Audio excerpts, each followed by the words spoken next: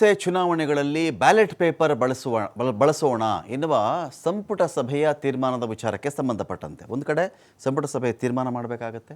ಇದೇ ವಿಚಾರಕ್ಕೆ ಸಂಬಂಧಪಟ್ಟಂತೆ ಸುಗ್ರೀವಾಜ್ಞೆಯನ್ನು ಹೊರಡಿಸಬೇಕಾಗತ್ತೆ. ತದನಂತರದಲ್ಲಿ ಒಂದು ಕಾಯ್ದೆಯನ್ನಾಗಿ ಮಾಡಿದರೆ ಆಗ ಕೇಂದ್ರ ಚುನಾವಣಾ ಆಯೋಗದ ಅನುಮತಿ ಇದಕ್ಕೆ ಅವಶ್ಯಕತೆ ಬರಲ್ಲ. ಬ್ಯಾಲೆಟ್ ಪೇಪರಲ್ಲಿ ನಾವು ಚುನಾವಣೆ ಮಾಡಬೇಕಾ, EVM ಅಲ್ಲೇ ಮಾಡಬೇಕಾ ಅಂಥೇಳಿ ಕೇಂದ್ರ ಚುನಾವಣಾ ಆಯೋಗದ ಅನುಮತಿ ಅವಾಗ ಬೇಕಾಗಲ್ಲ ಅಂಥೇಳಿ ಕೆಲವು ನಿವೃತ್ತ ಚುನಾವಣಾಧಿಕಾರಿಗಳು ಇದ್ರ ಬಗ್ಗೆ ಮಾತಾಡ್ತಾ ಇದ್ದಾರೆ. ಆದರೆ ಬ್ಯಾಲೆಟ್ ಪೇಪರ್ ಬಳಕೆಗೆ ಸಂಬಂಧಪಟ್ಟಂತೆ BJP ವಿರೋಧ ಮಾಡ್ತಿರೋ ವಿಚಾರದಲ್ಲಿ ಬೆಂಗಳೂರಲ್ಲಿ DCM DK ಶಿವಕುಮಾರ್ ಅವರು ವಾಗ್ದಾಳಿ ಮಾಡ್ತಾ ಇದ್ದಾರೆ. ಸರ್ಕಾರದ ತೀರ್ಮಾನ ಇದೆಯಲ್ಲ, BJPಗೆ ಯಾಕಪ್ಪ ಆತಂಕ? ಬ್ಯಾಲೆಟ್ ಪೇಪರ್ ಬಳಸ್ತಾ ಇದ್ದೀವಿ, ಬಳಸಬೇಕು ಅಂತ ಅಷ್ಟೇ ನಾವು ಹೇಳಿರೋದಿಲ್ಲ. ಇವ್ರಿಗೆ ಯಾಕಪ್ಪ ಟೆನ್ಷನ್? ಇವರಿಗೆ ಸ್ಥಳೀಯ ಸಂಸ್ಥೆಗಳ ಚುನಾವಣೆ ಬರ್ತಾ ಇದೆ, ಅದರಲ್ಲಿ ಬ್ಯಾಲೆಟ್ ಪೇಪರ್ ತರಬೇಕು ಅಂತೇಳಿ ಸರ್ಕಾರಕ್ಕೆ ಅವಕಾಶ ಇದೆ. ಅವರ ಅವಧಿಯಲ್ಲಿ ಮಾಡಿರ್ತಕ್ಕಂಥ ಕಾನೂನು ಇದೆ, ನಾವು ಮಾಡಲು ಅದನ್ನು ತೀರ್ಮಾನ ಮಾಡಿದ್ದೀವಿ. ಅವರ ಅವಧಿಯಲ್ಲೂ ಕಾನೂನು ಮಾಡಿದ್ರು, ನಾವು ಅದನ್ನು ಮಾಡಬೇಕು ಅಂತ ತೀರ್ಮಾನ ಮಾಡಿದ್ದೀವಿ. ನಿಮ್ಗೆ ಯಾಕೆ ಗಾಬರಿ? ಕಳ್ಳನ ಮನಸ್ಸು ಹುಳ್ಳಗೆ ಅಂತ ಗಾದೆ ಇದೆಯಲ್ಲ ಅಂತ DK ಶಿವಕುಮಾರ್ ಅವರು ಮಾತಾಡಿದ್ದಾರೆ. EVM ಬಗ್ಗೆ ಸಂದೇಹವನ್ನು ವ್ಯಕ್ತಪಡಿಸಿದ್ದಾರೆ MB ಪಾಟೀಲ್ ಅವರು. ಅಮೆರಿಕದಲ್ಲಿ ಬ್ಯಾಲೆಟ್ ಪೇಪರಲ್ಲಿ ಚುನಾವಣೆ ನಡೆಯುತ್ತೆ, ಅದಕ್ಕೆ ನಾವು ಅದನ್ನು ಬೇಡ ಅಂತ ಹೇಳ್ತಾ ಇದ್ದೇವೆ. ನಾವು ತಂದಿದ್ದು ಒಳ್ಳೆಯ ಉದ್ದೇಶದಿಂದ ಅಂತ ಹೇಳಿ MB ಪಾಟೀಲ್ ಹೇಳಿದ್ದಾರೆ. ಕರ್ನಾಟಕ ಸರ್ಕಾರದ ಒಂದು ತೀರ್ಮಾನ BJPಗೆ ಯಾಕೆ ಆತಂಕ? ಸ್ಥಳೀಯ ಸಂಸ್ಥೆ ಚುನಾವಣೆ ನಡೆಸಲು ಸರ್ಕಾರಕ್ಕೆ ಅವಕಾಶ ಇದೆ, ಕಾನೂನಲ್ಲೇ ಇದೆ. ಅವರೇ ಮಾಡಿದಂಥ ಕಾನೂನಿದೆ, ನಾನು ಕೊಡ್ತೀನಿ ನಿಮಗೆ. ಅವ್ರು ಮಾಡಿದಂಥ ಕಾನೂನು, ಅವರ ಅವಧಿಯಲ್ಲೇ ಮಾಡಿದಂಥ ಕಾನೂನು ಐದರ್ ಬ್ಯಾಲೆಟ್ ಆರ್ EVM ಅಂತ ಇದೆ. ಸೊ ನಾವು ಸ್ಥಳೀಯ ಸಂಸ್ಥೆಗಳ ಚುನಾವಣೆ ಸಂದರ್ಭದಲ್ಲಿ ನಾವು ಮಾಡಬೇಕು ಅಂತೇಳಿ ನಮ್ಮ ಸರ್ಕಾರ ತೀರ್ಮಾನ ಮಾಡಿದೆ.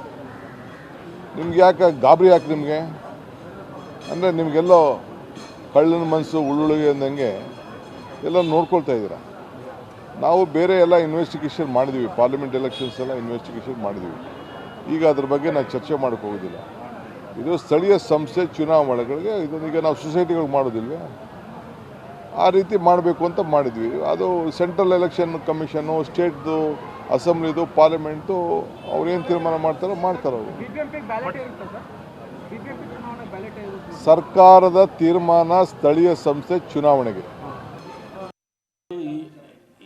EVMನಲ್ಲೇ ಸಾಕಷ್ಟು ಸಂದೇಹಗಳೆಲ್ಲ ಕೂಡ ಇದ್ದಾವೆ.